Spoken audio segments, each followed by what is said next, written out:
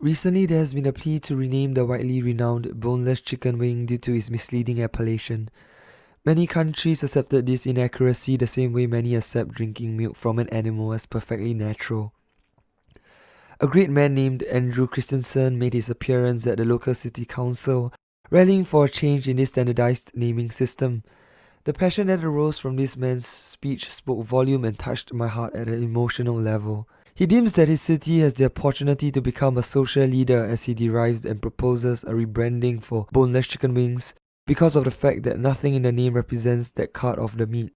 Lincoln has the opportunity to be a social leader in this country. However, it is not fair to use one's name as a way to cast judgment, like for example, just because Homer Simpson has simp in his name, does it mean that he's a simp? Oh, wait. By simp, I refer to its conventional definition coined in this new technological savvy age. Therefore, in this thesis, I would like to mention how the 3 reasons why Boneless Chicken Wings should be rebranded brought across by Mr. Andrew could be counter-argued. That our children are throwing around names and words without even understanding their true meaning. He feels that there's some form of mislabeling that may cause children to be throwing around names and words without even understanding the true meaning. This may seem like a valid argument superficially, but upon further inspection, a patent flaw seems to be apparent. Taking a stance of a philosophically ambiguous broccoli, the terms names and words are vague expressions that hold no substance. If not carefully defined, in the same sense the sentence I just shrunk has no congruence unless vague expressions has been defined.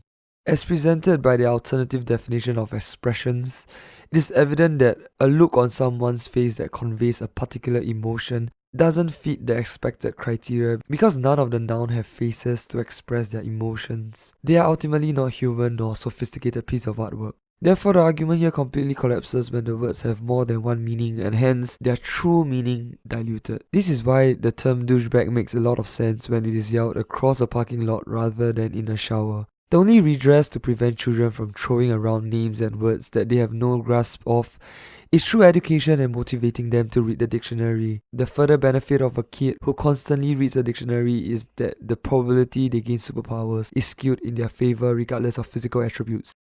I propose that we as a city remove the name Boneless Wings from our menus and from our hearts. He then delves into the main essence of his argument, the thesis that boneless chicken wings should be removed from menus and our hearts. So the first reason that he brought across was, nothing about boneless chicken wings actually come from the wing of a chicken. Nothing about boneless chicken wings come from the wings of a chicken. He further substantiates that by mentioning how it would be disgusted if butchers mislabel their cuts of meat. This is a valid point because a sirloin is on average cheaper than a ribeye. Unless it's called Wagyu beef and is bred in Japan, then the price undergoes a multifold and receives a certificate that establishes its credibility as a cow raised to become the perfect cut of meat. The main problem with the term boneless chicken wings is mainly the wings part, where the integrity of the term comes into question as it should be replaced with breast since that is the cut of meat being used. However, statistically speaking, the term boneless chicken wings is 2/3 correct because the meat is indeed boneless and is chicken. A 66.7% is estimated to be a solid B grade and is 16% more than my average physics grade. Thus, the need to revamp its entire identity may seem like an overreaction. However, an A++++++ student may argue that in order to establish credibility in the world, perfection is the only outlet and hence wings have to be edited in order to be 100% precise. The only appropriate reply to that is that the shape of the meat is designed to look like a wing, resulting in its coinage. This form of metonymy is quite apparent and should be accepted, otherwise toys should not be branded as the toy they're trying to mimic and just be called toys in general. And that wouldn't make sense, I think. The second reason he brought forth, boneless chicken wings are just chicken tenders, which are already boneless, is that boneless chicken wings are just boneless chicken tenders, which already by definition boneless. Basically, the term boneless becomes redundant as tenders are by definition without bones. He further bolsters his stance by arguing that you don't order boneless taco, boneless sandwiches, or boneless auto repair. Another valid point raised by Mr. Andrew and is almost irrefutable until you realize the false equivalency that is apparent. I don't go to order boneless tacos. I don't go and order boneless club sandwiches. I don't ask for boneless auto repair. The use of boneless taco, boneless club sandwiches, and boneless auto repair as examples to augment his argument becomes invalid when you realize that whether those products contain bones or not is inconsequential to the buyers. There is no need to include such information to the buyers because that information doesn't affect the buyer's propensity for purchase. The extra information of being boneless must have relevance to the demographic it is trying to tout at. Otherwise, the next time if I were to order a chicken burger, it would be a muttonless, beefless, duckless, porkless, and the absence of any other form of meat except chicken burger. Comparatively, by adding boneless to the highly sought after chicken wings many indulge in, it creates this extravagance that allures people who hope to enjoy wings without going through the trouble of removing its bones. If the product achieves its aim of satiating the desire for boneless chicken wings, despite the cut of meat being one from the chicken breast, then is its label truly inaccurate, or should words with its malleable nature allow us to be more all-encompassing and retain the title boneless chicken wings? The third reason he argues is that we need to raise our children better. Our children are raised being afraid of having bones attached to their meat. Children have to be taught better to not be afraid of bones attached to their meat.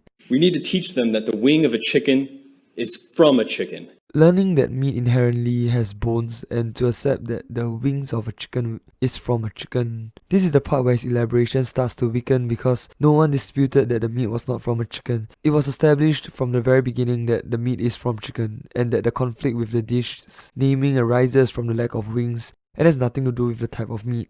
No one disputed that the meat is not one from a chicken. His proposals for the subsequent terms, we can call them saucy nugs. Saucy nugs, saucy nugs. Saucy nugs. Such as saucy nugs, dilutes the definition of nugs, which give rise to the exact same problem he's trying to solve.